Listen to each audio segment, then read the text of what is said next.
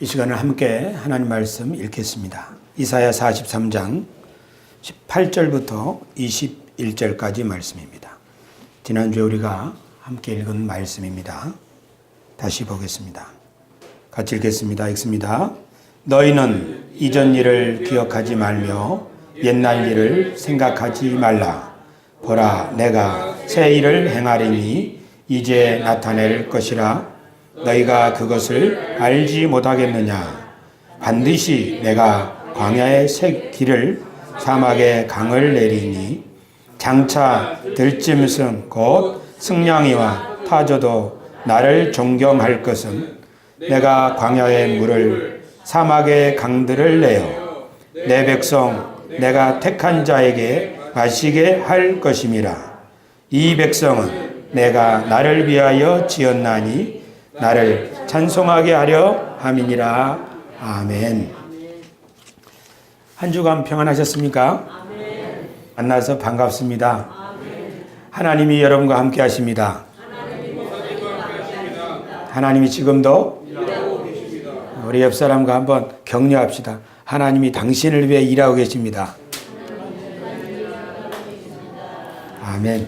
하나님이 일하고 계십니다. 교우 여러분, 오늘 우리가 읽은 이 말씀은 하나님이 일하신다는 내용을 설명하고 있습니다.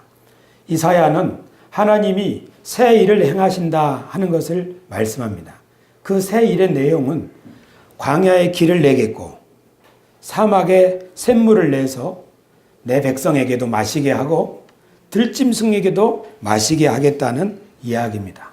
하나님이 하시는 새 일을 통해서 사람도 살고 들짐승도 살고 그리고 그들이 살아가는 세상이 그 사막이 변하여 꽃동산이 되고 낙원이 되는 아름다운 일을 위해서 하나님이 하시겠다고 하는 일입니다. 하나님은 광야의 길을 내시고 사막에는 샘물이 솟아나게 하겠다고 말씀하십니다. 그래서 그 결과로 사람도 살고 짐승도 살고 모든 만물이 소생될 것을 말씀하십니다. 이것이 하나님의 이야기입니다.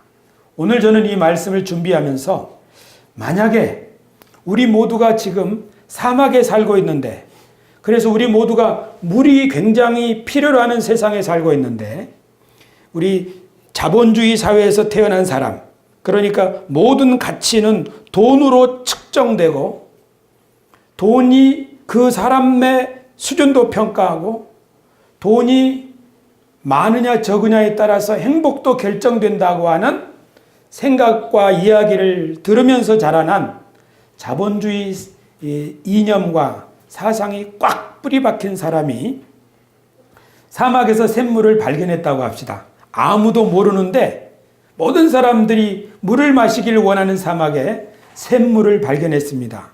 그러면 그 사람이 제일 먼저 어떻게 할까요? 아마 이 사람은 제일 먼저 거기에 울타리를 칠 겁니다. 그리고 모든 사람들이 물을 필요로 하는 것을 알기 때문에 물병에 담아서 팔기 시작할 겁니다. 그러면 수입이 늘어나죠. 점점 수입이 늘어나면 그 샘 옆에 집을 세우고 더 멀리 있는 사람들에까지 물을 팔기 위해서 사막을 가로지르는 멋진 차도 구입할 것입니다. 점점점 이 사람 샘물 공장 사장이 돼서 재산이 점점 늘어나니 주위 사람들이 너도 나도 저 샘이 나오는, 저 샘물이 나오는 저 근처에 언덕 너머에 시추 샘물을 파고 저기도 파고 해서 그 지역 전체가 이 샘물을 파는 공사 소리가 요란했습니다. 그리고 얼마나 있다가 몇 년 후에 그 밑에 있는 지하수가 다 고갈이 됐습니다. 더 이상 물이 나오지 않습니다. 그곳에 모여있던 공장들은 문을 닫고 유령의 도시가 되어 갔습니다. 저는 그런 상상을 해보았습니다. 사막에 샘물이 났을 때 그 샘물을 발견한 사람이 어떤 생각을 가지고 있느냐에 따라서 그 사막은, 그 사막의 중심에 있는 그 샘물은 그 사막 전체를 살리고 생태계를 회복하는 그런 세상으로 만들 수도 있고, 그 샘물을 발견한 사람이 어떤 생각을 가지고 있느냐에 따라서 그 사막은 이전보다 더 못된 죽음의 도시가 될 수도 있다는 사실입니다. 지금부터 170년 전 1848년 미국 샌프란시스코에 한 농부가 살고 있었습니다. 이 사람은 숲을 개간해서 큰 농장을 만들기를 원했습니다. 그래서 숲을 개간하기 위하여 먼저 큰 목재를 자를 수 있는, 가공할 수 있는 제재소를 만들었습니다. 그런데 그 제재소 현장 감독관이 제재소에서 흘러나가는 배수로의 그 배수구에서 반짝거리는 것을 발견했습니다. 뭐였습니까? 금이었습니다. 그런데 이 농장 주인이 그 감독관에게 여보시오, 여기서 금이 발견됐다는 소문이 사람들에게 퍼지면 사람들이 이곳에 많이 모여들어서 우리가 농장을 만들 수 없을지도 모르니 이 금이 발견됐다고 하는 건 당신과 나만 비밀로 합시다. 그랬는데 이 비밀은 지켜지지 않고 사람들에게 알려졌습니다. 지역 신문에도 났습니다. 그래서 샌프란시스코, 세크라멘토에 사람들이 몰려들기 시작했습니다.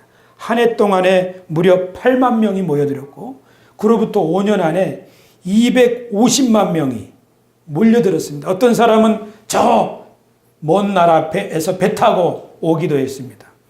그 숲속에 살고 있던 인디안들이 이 금을 캐는 사람들에게 인종이 몰살당하기도 하고 너도 나도 무분별하게 금 캐는 일을 시도하다 보니 농장은 세워지지 않고 자연 환경이 크게 훼손되고 나중에는 더 이상 금이 나오지 않기 때문에 그 도시는 유령의 도시가 되었다고 합니다. 오늘날 사람들이 어떤 마음을 가지고 어떤 마음속의 이야기를 가지고 살고 있느냐 하는 것이 그 세상을 어떤 세상으로 만들어갈 것인가를 결정할 수 있습니다. 우리들은 지금 우리 자녀들에게 어떤 이야기를 교육을 통해서 들려주고 있습니다. 우리 자녀들이 만들어갈 세상은 지금 우리 자녀들이 어떤 교육을 받으며 자라가고 있느냐가 결정할 것입니다. 만약에 우리 자녀들이 하나님의 새로운 이야기를 배우지 않고 지금 현재 우리 세상에서 들려주는 이야기만 배우며 자란다면 미래가 암담할 수 있습니다. 예를 들면 아무리 좋은 것을 학교에서 가르쳐도 가르치는 환경이 너무 경쟁적이라면 또는 일확천금을 노리는 사람, 아무리 그러니까 예를 들어서 좀 나쁜 짓을 해서 돈을 많이 모을 수만 있다면 감옥에 몇 년쯤 고생하는 것은 별일이 아니다 라는 생각을 젊은 사람들이 하게 된다면 우리 사회는 정말 피폐해지고 말 것입니다. 그러므로 우리 현재의 문제는 교육의 문제요, 비전의 문제요, 이야기의 문제입니다. 다음 세대에게 들려줄 이야기가 없다면 그 시대는 미래가 암담합니다. 교우 여러분, 여러분은 자녀들에게 들려줄 이야기가 있습니까? 우리들은 어떤 이야기를 들으면서 자라왔습니까? 남보다 뒤처지면 안 된다. 돈을 많이 벌어야 한다.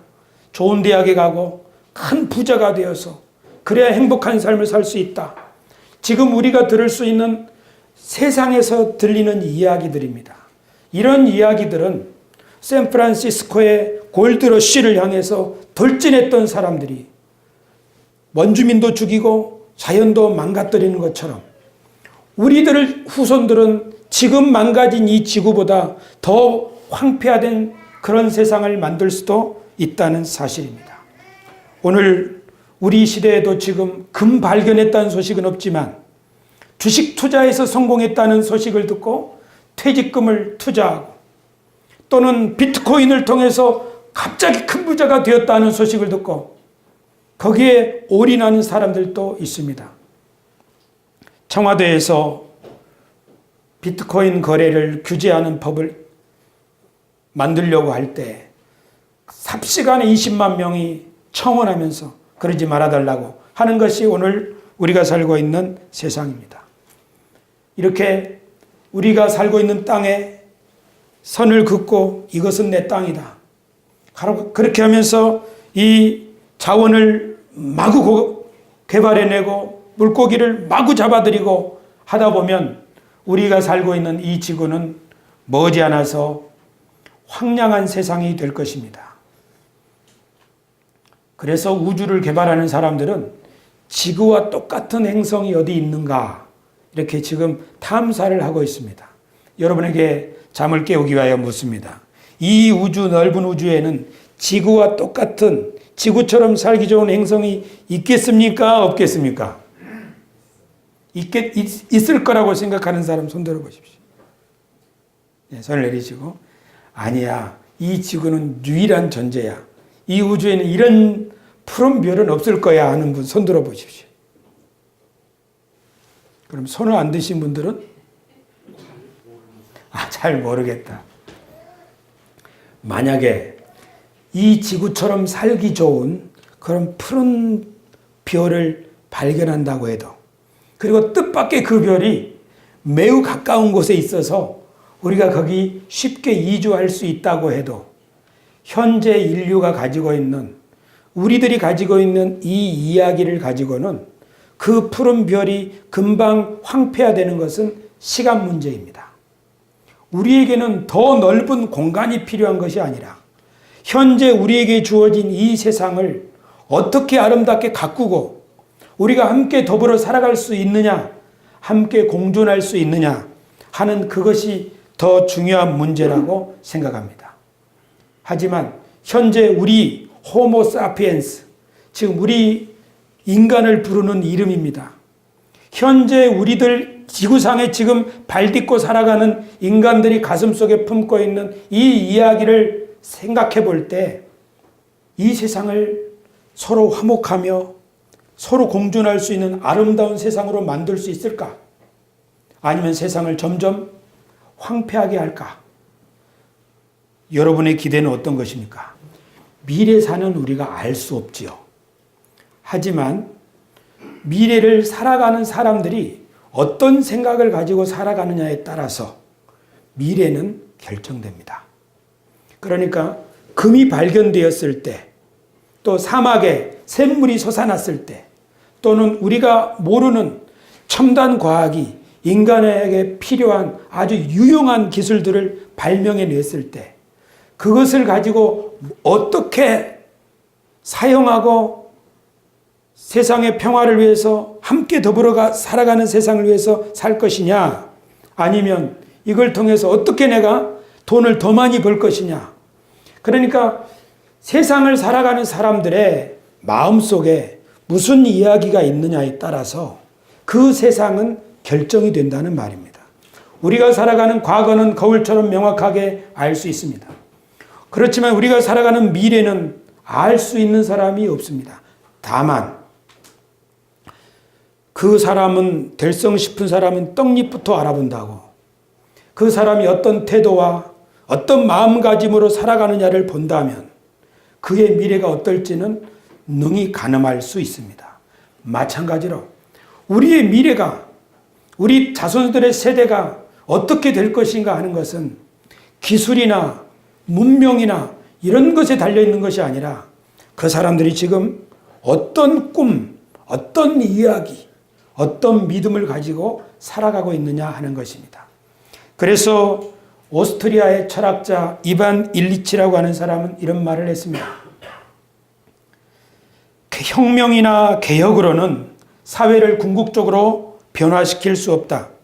그런 것 말고 새롭고 강력한 이야기를 들려주어야 한다. 그런 이야기는 매우 설득력이 있어서 사람들의 마음에 굳게 자리 잡은 낡은 신화를 지워버리고 새로운 그 이야기를 더 좋아하게 할 그런 이야기 말이다. 그런 이야기는 매우 광대하여 우리의 과거와 현재의 모든 조각과 같은 일들을 다 하나로 모아 묶어 새롭고 온전한 의미를 갖게 해주는 그런 이야기 말이다. 또한 그런 이야기는 미래를 비춰주어 우리가 지금 착수할 수 있게 하는 그런 이야기 말이다. 당신이 사회를 변화시키고 싶다면 대안이 될 만한 이야기를 들려주어야 한다. 저는 이 글이 너무 마음에 들어서 제 책상에도 붙여두고 우리 교회 책상에도 붙여두었습니다. 설교는 사람의 마음속에 낡은 이야기 대신에 더 좋고 더 새롭고 더 강력한 이야기를 심어주는 것이라고 생각합니다. 예수님이 이 땅에 오셔서 우리들에게 들려주시는 이야기도 그런 새로운 이야기입니다. 오늘 우리가 읽은 이사야 말씀도 하나님이 하시는 일, 하나님이 하시는 일에 대한 이야기입니다. 그 이야기는 사막에 샘물을 내서 하나님의 백성도 살리고 들짐승도 살리고 그래서 다 함께 살아갈 수 있는 그런 세상을 만드시겠다고, 내가 새 일을 행하겠다고, 너희가 그것을 모르겠느냐고, 내가 하려고 하는 이 새 이야기를 들어보라고 예언자를 통하여 우리들에게 말씀하고 있다고 저는 믿습니다. 예수님도 오셔서 하나님의 이 새로운 이야기를, 하나님이 만들어 가시는 새로운 세상에 대한 이야기를 선포하셨고 가르치셨고 삶으로 보여주셨습니다.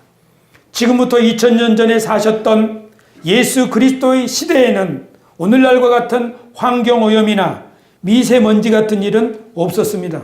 하지만 지금부터 2000년 전에도 사람들은 한숨, 고통, 그런 어려움이 있었습니다. 왜냐하면 그들이 살아가는 세상에도 사람들은 마음속에 살면 살수록 점점 죽음으로 인도하는 이야기를, 낡은 이야기를 가슴에 품고 있었기 때문입니다. 그래서 예수님께서는 미래에 희망과 생명을 주는 새로운 이야기를 백성들에게 들려주시고 그들에게 보여주셨다고 저는 믿습니다. 할렐루야. 오늘 우리가 설교 시간에 귀 기울여 듣는 것은 하나님의 이야기입니다.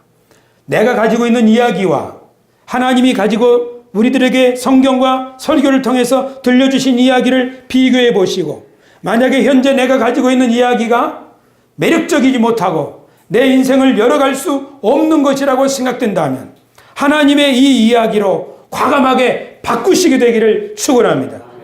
이런 행위를 가리켜서 우리는 믿음이라고 합니다. 믿음이란 하나님이 하신 말씀, 하나님이 하신 일에 대해서 긍정적으로 반응하는 것입니다.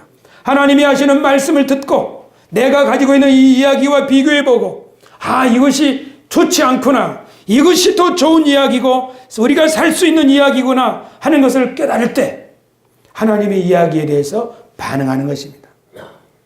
예수님께 어떤 사람이 찾아와서 이런 부탁을 했습니다.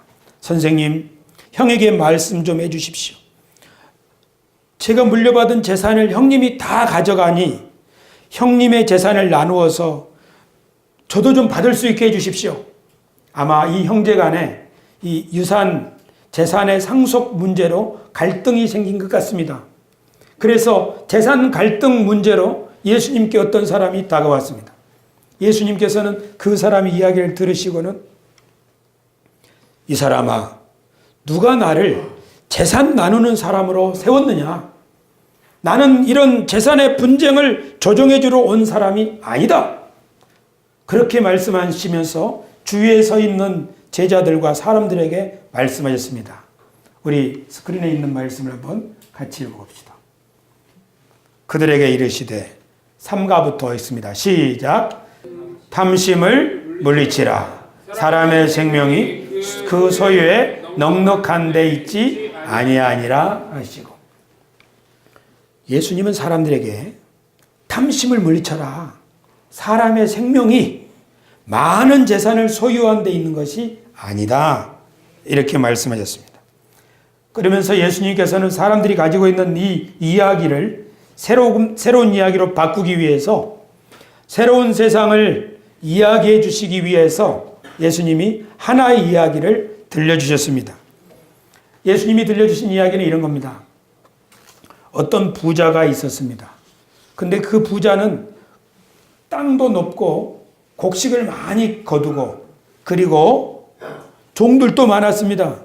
그래서 많은 곡식을 거두어서 이것을 보관할 수 없는, 보관하기에 너무 곡식이 많으니 창고를 새로 지었습니다.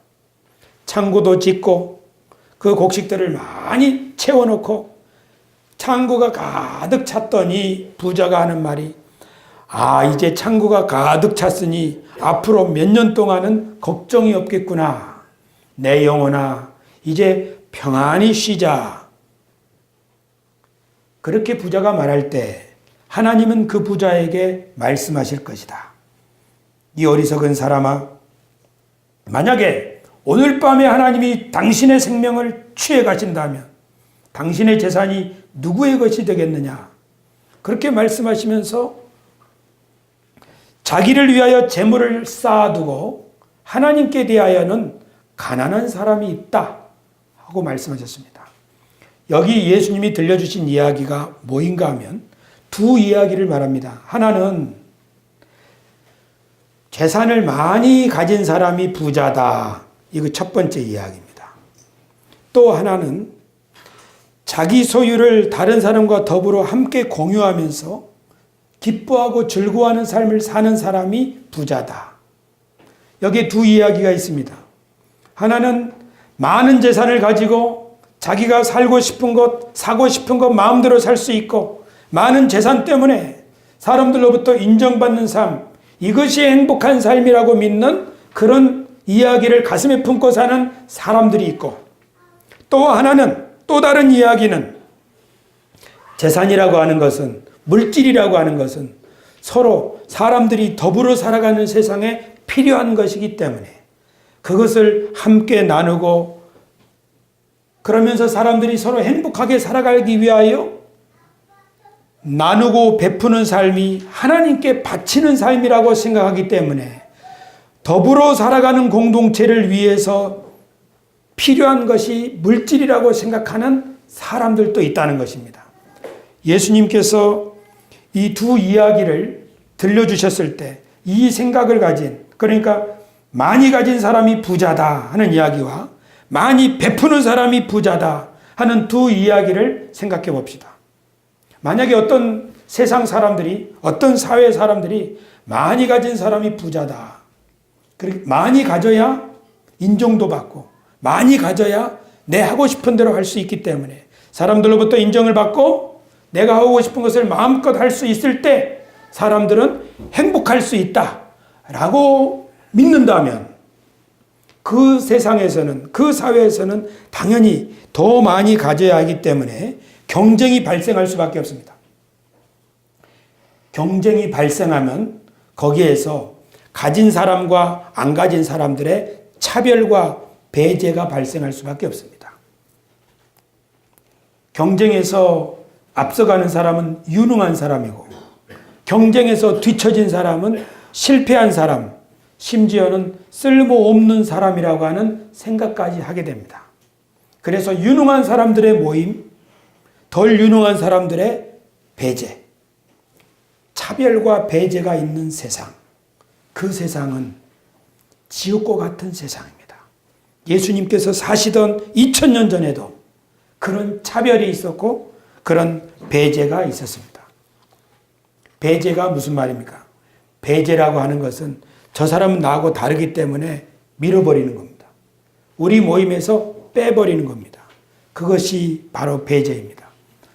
예수님이 사시던 시대에 이런 배제가 있었습니다. 예를 들면 종교적으로 성전에 잘 출석할 수 있고 성전의 절기를 잘 지킬 수 있고 그런 사람들은 성전에 자주 올 수 없고 드릴 것이 없는 그런 사람들 또는 다른 종교를 믿는 사람들을 배제했습니다. 우리들은 특별한 사람이라고 여겼던 것입니다. 이렇게 보면 예수님이 살던 시대에도 종교적으로 우월하다고 자기를 생각하는 사람들이 종교적으로 우월하지 못하고 심지어 죄인이라고 생각하는 사람들을 사귀지도 않았습니다. 이런 배제가 있었습니다. 그 한가운데서 예수님이 사셨습니다. 예수님이 누구랑 친구하면 좋겠습니까? 예수님이 이쪽 차별하고 배제하는 사람들하고 친구가 되신 것이 아니라 예수님이 소외받던 사람들하고 친구가 되셨습니다. 예수님의 마음은 포용입니다. 포용이라는 것은 감싸주고 받아들여주는 것입니다. 예수님 마음속에는 하나님의 이야기가 있기 때문에 포용의 정신으로 사셨습니다. 그러나 이 세상 땅에 살고 있던 사람들은 저 사람은 나하고 다르다.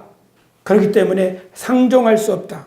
종교적인 문제뿐만이 아니라 재산을 많이 가진 부자들은 우리는 특별한 대우를 받아야 될 사람이다. 그렇게 생각했던 것입니다.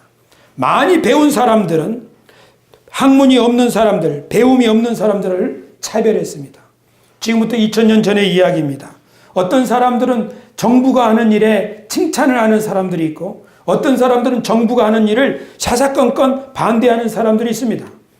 이렇게 이념적으로 다른 사람들이 서로 만났을 때 저 사람은 상종치 못할 사람이라고 서로 배척하는 그런 일이 2000년 전에 있었습니다.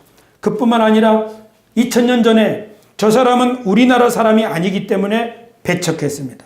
저 사람은 피부 색깔이 다르기 때문에 배척했습니다. 지금부터 2000년 전에 저 사람은 촌 출신이기 때문에 시골 출신이기 때문에 배척했습니다. 지금부터 2000년 전에 어떤 사람은 직업이 사람들이 인정하지 않는 직업이라고 배척했습니다. 여러분, 이것이 2000년 전에만 일어나고 있는 일입니까? 아니죠. 오늘날에도 일어나고 있는 거죠. 더 많이 가진 사람이 부자다. 더 많이 배운 사람은 특별한 사람이다. 그 이야기가 가슴속에 있는 그런 사회는 2000년 전이나 지금이나 그리고 앞으로 2000년 후에도 이런 차별과 배제가 있게 되고 그렇게 된 세상은 결코 행복한 세상이 아닙니다. 아무리 가진 것이 많아도 아무리 지식이 늘어나도 그런 세상은 행복한 세상이 아닙니다. 예수님이 이 땅에 오신 이유는 우리들에게 새로운 세상을 주기 위함입니다. 그래서 예수님은 부자나 가난한 사람을 차별하지 않으셨습니다. 정부에 대해서 좋은 말을 하는 사람이나 정부에 대해서 나쁜 말을 하는 사람이나 차별하지 않고 품어주셨습니다. 이스라엘 사람 유대인이나 아니면 이방인이나 가리지 않고 감싸주셨습니다. 이것을 포용이라고 말합니다. 왜 예수님은 그렇게 하셨을까요? 하나님이 그런 분이기 때문입니다. 예수님은 하나님을 이 세상에 알려주시는 분입니다. 믿으시면 아멘합시다. 하나님이 왕십리에 비를 내리실 때 옛날 안정사라고 하는 절이 있었는데요. 안정사에만 싹 빼고 교회들에만 비를 내려주시나요? 아니죠. 왕십리에 비를 내리실 때는 안정사에도 적셔주시고 세수만교회도 적셔주시고 하나님은 사람을 차별하지 않으십니다. 그런데 왜 사람은 서로를 차별할까요? 내가 저 인간하고는 상종을 하지 말아야 돼. 이게 제 마음속에서 늘 올라오는 소리입니다. 왜 이렇게 살까요?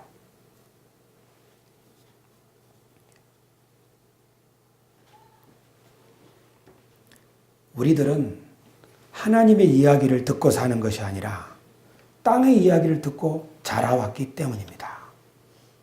그래서 우리에게는 새 이야기가 필요합니다. 예수님은 우리들에게 새 이야기를 들려주시고 그래서 예수님이 사람을 차별하지 않으니까 예수님 곁에는 배운 사람이나 못 배운 사람이나 부자나 가난한 사람들이 다 함께 어울려 지냈습니다. 그리고 그들이 새로운 세상을 위해서 서로 협력하기 시작했습니다. 예수님은 이처럼 새로운 세상의 이야기를 말씀하시고 그 일을 위해서 자기 몸을 헌신하셨습니다. 그런데 어떤 사람들은 예수님이 이렇게 사시는 것이 매우 싫었습니다. 자기 마음을 불편하게 했습니다. 그래서 우리가 예수님을 없애버리자 예수님을 죽이겠다고 하는 살인 계획을 세웠습니다. 그런 사람들이 음모를 꾸미고 있을 때 그리고 군중 속에 그런 생각을 가진 사람들이 굽어진 마음으로 예수님을 바라보고 있을 때 예수님은 그 사람들의 마음을 아셨습니다. 그때 예수님께서 저 인간들은 상종치 말아야 해 이렇게 대하신 것이 아니라 그들을까지도 품기를 원하셨습니다. 예수님은 자기를 죽이려고 사람들이 예루살렘에서 기다리고 있는데 아무리 가르쳐도 아무리 말해줘도 그들이 낡은 이야기를 버리지 않으니까 예수님께서는 그들에게 자기 몸을 바쳐서 그들의 생각을 바꾸어 주기를 원하셨습니다. 그래서 예수님은 예수님을 잡아 죽이려고 하는 사람들이 기다리고 있는 곳에 가셔서 십자가에 달리셨습니다. 그 십자가에서 하시는 말씀, 하나님 아버지, 저들의 죄를 저들에게 묻지 말아 주십시오. 저들은 몰라서 그러는 겁니다. 예수님은 십자가를 통하여 포용을 보여주셨습니다. 우리들은 더 많이 있으면 더 행복할 거라고 생각합니다. 그 생각은 제 속에도 있습니다.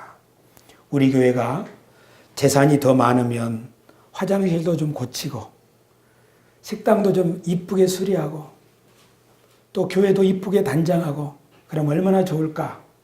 더 돈이 많으면 이런 일을 할 수 있을 텐데 하는 생각이 제 속에 없는 게 아닙니다. 그러나 예수님은 그렇게 말씀하지 않으셨습니다. 사람의 행복은 더 많이 가지는 데 있는 것이 아니라 영생은 유일하신 참 하나님과 그의 보내신 자 예수 그리스도를 아는 것이다.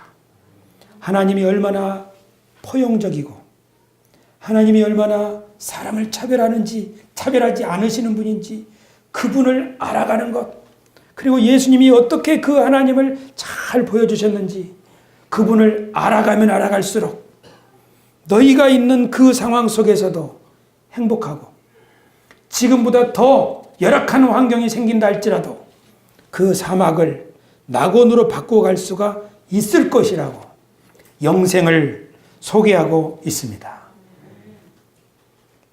성경에서 말하는 예수님을 믿으면 얻는 영생이 바로 이것입니다.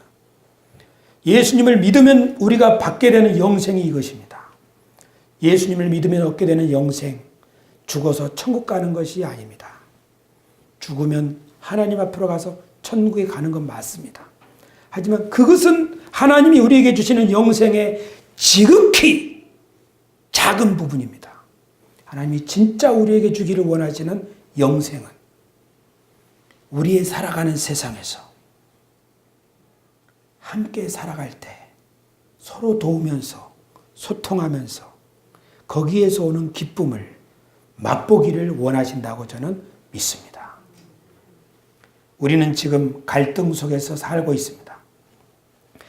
나와 생각이 다른 사람들, 나와 정치적 성향이 다른 사람들, 나와 종교가 다른 사람들, 나와 신학적 입장이 다른 사람들, 나와 재산의 정도가 다르고 배움의 정도가 다르고 나와 기질이 다르고 나이가 다르고 그리고 출신 지역이 다른 사람들, 그런 사람들과 함께 우리는 살아가고 있습니다. 나와 다른 사람들이 저 멀리 살아가고 있다면 큰 고통이 없겠지만 그 사람이 나의 앞에 있어서 나와 대화하고 그 사람과 내가 뜻을 맞추어 살아가야 한다고 한다면 이것은 보통 일이 아닙니다. 그래서 우리는 때때로 나와 생각이 다른 사람들로부터 오해를 받기도 하고 내가 그 사람을 오해하기도 하고 그래서 언쟁이 일어나기도 하고 갈등이 생기기도 하고 그래서 우리는 다시 만나지 말아야지 그런 생각을 하면서 우리 스스로를 사람들로부터 담을 치며 살아가고 있습니다. 그래서 나이가 점점 들수록 사람은 점점 외로워만 가고 있습니다. 그것은 우리 속에 죽음으로 안내하는 이야기가 있기 때문입니다. 우리 속에 생명으로 안내하는 이야기, 살면 살수록 행복해지는 이야기, 그 이야기가 주님이 우리에게 주시는 이야기입니다. 사막은 외롭고 쓸쓸합니다. 내가 사막 가운데 살고 있어도 저 사람과 부딪히지만 않는다면 차라리 사막이 낫다. 그러니까 다투는 여자와 다투는 아내와 사는 것보다 차라리 사막에서 움막을 짓고 사는 것이 낫다고 하는 성경의 말씀이 있습니다. 그런 것처럼 우리들은 이 사람과 부딪히기보다는 차라리 사막 같을지라도 나 혼자 사는 것이 낫다. 그런 생각을 하면서 우리 인생이 점점점 사막화되어 가고 있습니다. 우리가 지금 미세먼지나 황사 때문에 힘들어하죠. 중국의 내륙이 사막화가 점점 진행되고 중국 동남부의 공장지대에서 미세먼지가 많이 발생하고 우리나라의 화력발전소나 또는 자동차 매연 때문에 미세먼지가 많이 발생하고 있다고 합니다. 우리가 지금 계속 그 고통 가운데 있습니다. 서울시에서 대중교통을 무료로 이용할 수 있도록 하루에 몇십억씩 투자하고 있습니다. 그 효과는 정말 미미하기 그지없습니다. 그러나 이 대중교통 무료 이용의 이 캠페인, 이것을 통해서 우리 모두가 느끼는 게 하나 있습니다. 그것은 이 문제를 해결하는 데는 모든 사람이 도와야 되는구나. 그것은 우리가 깨달을 수 있습니다. 한 곳 공장의 문제가 아니고 모든 사람이 서로 연결되어 있다고 하는 생각은 우리가 이번 미세먼지 대책을 서울시에서 내놓은 이것 때문에 생각은 해볼 수 있습니다. 이 정책이 좋냐 나쁘냐 그것은 사람마다 다를 수 있습니다. 그것을 말하는 것이 아니라 지금 우리가 살고 있는 이 고통은 중국의 사막화 또는 사람들이 만들어내는 많은 편리를 위해서 개발한 산업 폐기물들입니다. 이것 힘든 거 맞습니다. 하지만 또 다른 사막화가 지금 진행되고 있습니다. 말씀드린 것처럼 사람과 사람 사이의 불신 때문에 더 이상 대화하지 않으려고 할 때 우리는 사람과 사람 사이에 사막화가 진행됩니다. 이 사막화는 미세먼지보다도 더 큰 고통을 우리에게 안겨줄 수 있습니다. 그래서 우리는 점점 홀로 외딴 섬이 되어서 그렇게 살아가고 있습니다.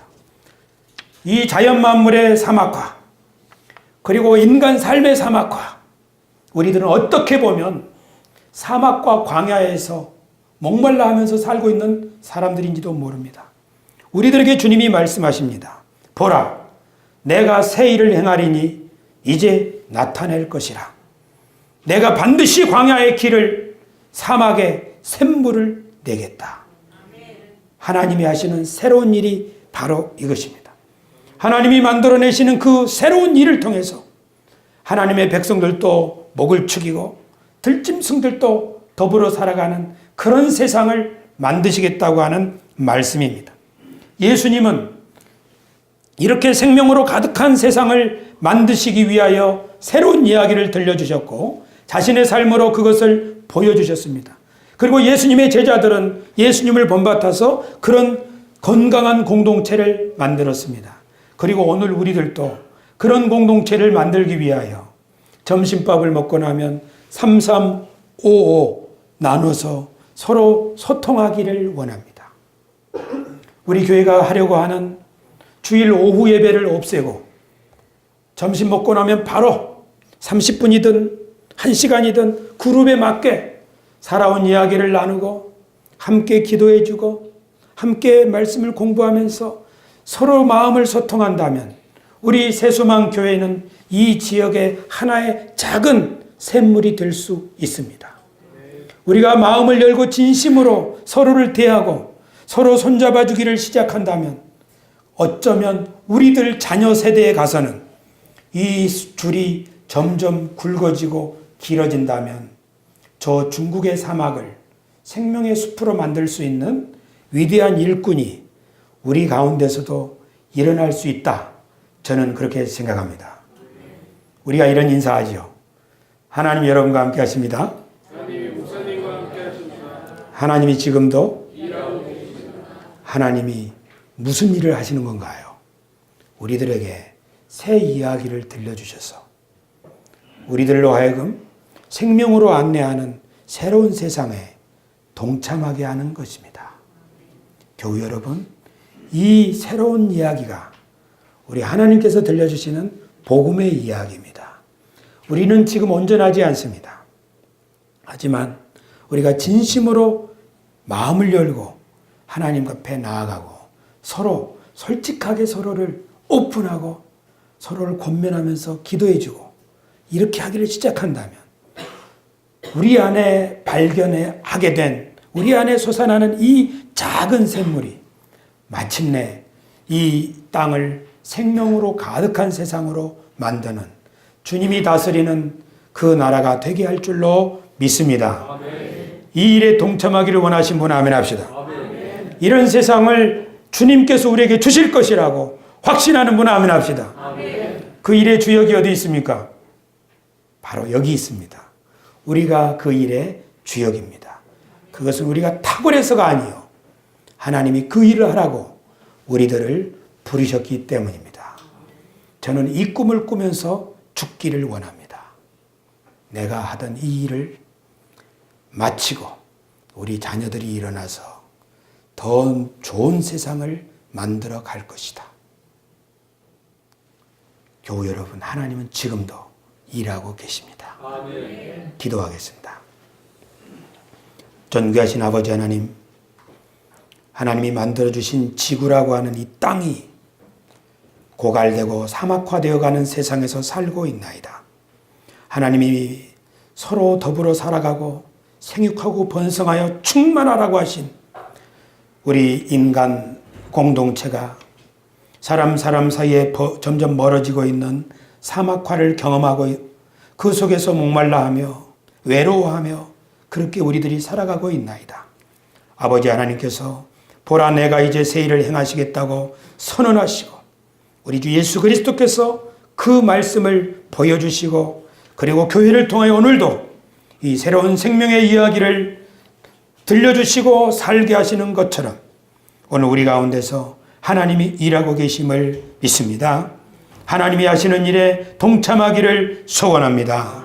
아버지 하나님, 더 이상 낡은 이야기에 연연하지 말게 하여 주옵시고, 새로운 이야기, 복음의 이야기, 생명의 이야기, 우리를 미래로 인도하는 주님의 이야기를 함께 배우고 함께 노래하고 함께 합창하며 온 세상에 하나님의 생명으로 가득 차게 할 그 세상이 우리와 우리의 자손의 세상에서 넘쳐나게 하여 주시옵소서. 예수 그리스도의 이름으로 기도드리옵나이다. 아멘.